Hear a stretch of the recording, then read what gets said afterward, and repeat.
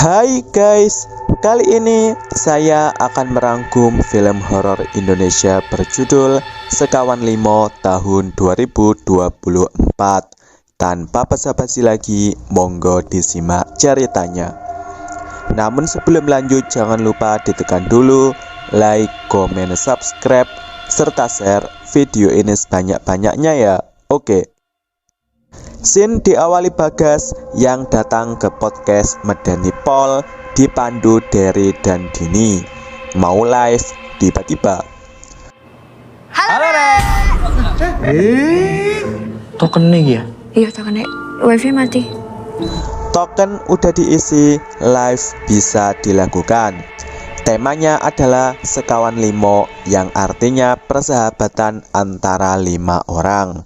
Waktu itu Bagas dan Leni niat mendaki Gunung Madiopuro untuk pertama kalinya.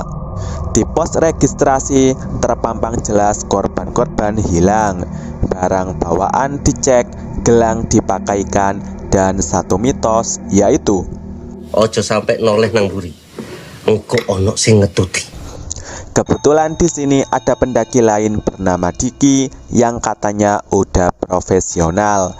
Mereka harus menunggu satu pendaki lain karena dilarang keras mendaki dalam jumlah ganjil. Datanglah Juna yang mengaku ditinggal rombongannya sehingga perjalanan bisa dimulai. Namun mereka malah memilih jalur di luar trek yang menyebabkan pos 1 nggak ditemukan. Sampai di dataran luas, keputusan ngecamp pun diambil karena hari mulai gelap. Masalahnya tenda cuma 2. Terus ate lah apa ngono iku wong loro nang tenda? Badminton. Di sini Juna menemukan seseorang pingsan karena hipotermia. Dia adalah Andrew Pramujito. Lanjut malam hari, Bagas dan kawan-kawan masak Indomie. Sambil menikmati, tiba-tiba Leni masuk tenda duluan karena ia teringat kenangan bersama mamanya ketika mendukung penuh pilihan magang sambil kuliahnya hingga harus kecelakaan di jalan ketika mengendarai mobil. Mama? Satu-satunya kenangan yang ada ialah sebuah kalung. Leni lanjut tidur, di atasnya sudah ada pocong. Pindah ke Andrew yang dalam pingsannya ia flashback ketika bertengkar dengan pacarnya bernama Michelle karena dinyatakan 2 garis. Mendingin mati wong loro Andrew. Ia pun dielus-elus kuntilanak. Lain lagi dengan Diki yang melakukan ritual di air terjun dengan sebongkah batu sebagai jimatnya. Diki kembali ke tenda membangunkan teman-temannya karena perjalanan harus dilanjutkan. Berbekal senter dan menembus ilalang, tiba-tiba ada yang lewat.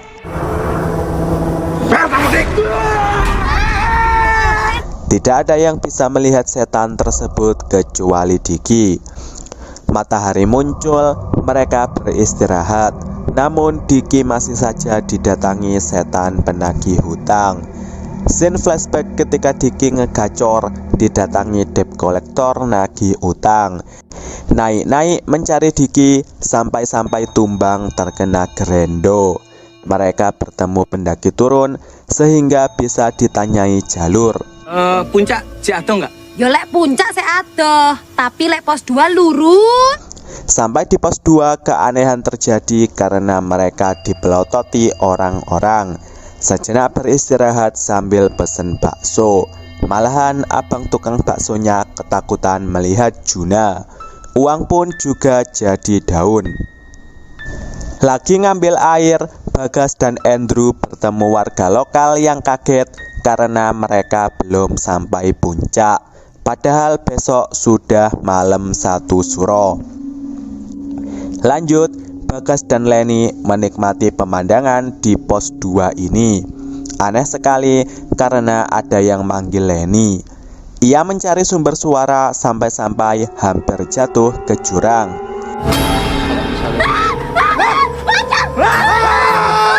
Perjalanan dilanjutkan hingga sampailah mereka di pos 3 Ranu Sakuta. Tas ditinggal karena semua mencar. Diki sibuk dengan ritualnya, sementara Juna dan Andrew sibuk mencari rombongannya. Scene flashback ketika Juna mengalami bullying di kampusnya. Kok niku? Sini Mataram Bakti. Ublek-ublek tasnya Diki, Bagas menemukan jimat. Pikiran Leni yang gegabah menuntunnya naik ke puncak duluan. Tentu saja Bagas nututin. Berhasil sampai puncak, Leni malah lari. Terkuaklah tujuan Leni naik gunung untuk menumbangkan diri. Teman-teman datang, terjadilah keributan karena Leni menganggap Diki hanya menyesatkan mereka, apalagi dengan jimat yang dibawanya. Sekali lagi, Leni gegabah dengan memilih turun duluan. Ia menganggap dirinya nggak berguna karena menjadi penyebab tumbangnya si Mama. Bagas pun menghiburnya dengan bernostalgia momen di mana mereka bertemu untuk pertama kalinya di panti asuhan tempat Leni mengabdi. Ini adalah bukti jika Leni orang yang berguna. Mau mengungkapkan perasaannya, Leni melihat pocong sehingga ia lari duluan. Hal yang sama dialami teman-teman. Andrew bertemu kuntilanak, Diki bertemu setan penagih hutang, sementara Juna bertemu genderuwo. Karena ini juga semuanya kembali bertemu. Menurut Bagas, bisa jadi ini dikarenakan pengaruh malam satu suro. Camping pun menjadi pilihan. Satu-satunya orang yang nggak melihat setan adalah Bagas. Cocok sampai demi ya Mas ya. Ada yang ngundang hantu. Lanjut, Juna boker, sementara yang lainnya tidur.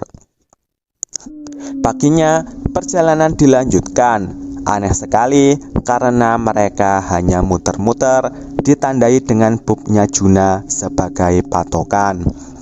Camping pun jadi pilihan lagi. Semua beristirahat dengan masa lalu masing-masing. Berhari-hari mereka hanya stagnan, tersesat di tempat yang sama. Perbekalan semakin habis sampai-sampai mereka harus bertahan hidup dengan memakan apapun yang ada di alam, termasuk ular. Menurut Bagas, penyebab mereka tersesat karena salah satu di antara mereka adalah setan. Suspek utama adalah Juna. Iya, aku demite. Kan yang kini sing paling elek aku. Jimat Diki jadi penyelamat, malah keos karena setan-setan lain berdatangan. Bagas sebagai orang yang satu-satunya nggak disetanin, sadar jika makna sebenarnya nggak boleh nengok ke belakang adalah nggak boleh melihat masa lalu. Ilmu ini diterapkan pertama kali kepada Leni, yaitu harus noleh ke belakang. Terkuaklah pocong itu adalah mamanya Leni. Beliau minta Leni mengikhlaskan kepergiannya. Kamu jaga diri ya, Gelis. Kuntilanak yang dilihat Andrew adalah Michelle dan anaknya yang ditinggalnya karena nggak diterima keluarga besar. Drew, bisa nggak kamu banggain papa kayak kokomu gini? Setan penagih hutang yang dilihat Diki adalah debt collector yang tumbang tergerendo. Ia minta agar Diki melunasi hutangnya agar anak dan istrinya bisa tetap hidup. Nek perlu tak toli kabeh barang-barang brandedku.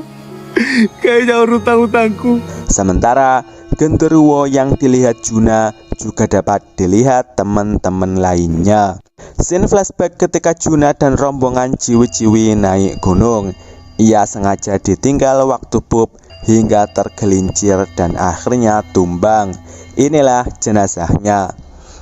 Mulai saat ini Juna bersyukur karena telah memiliki teman yang menerimanya apa adanya, bukan teman-teman yang membulinya atau bahkan memporoti hartanya. Andrew dan Lenny sampai di base camp sudah ditunggu Michelle dan anak-anak panti. Begitupun dengan Bagas yang bertemu budenya dan Diki yang mendapat perawatan medis. Jenazah Juna dievakuasi sementara arwahnya nggak bisa terbang menghilang karena Ket mau dek gini. datang juga Lenny.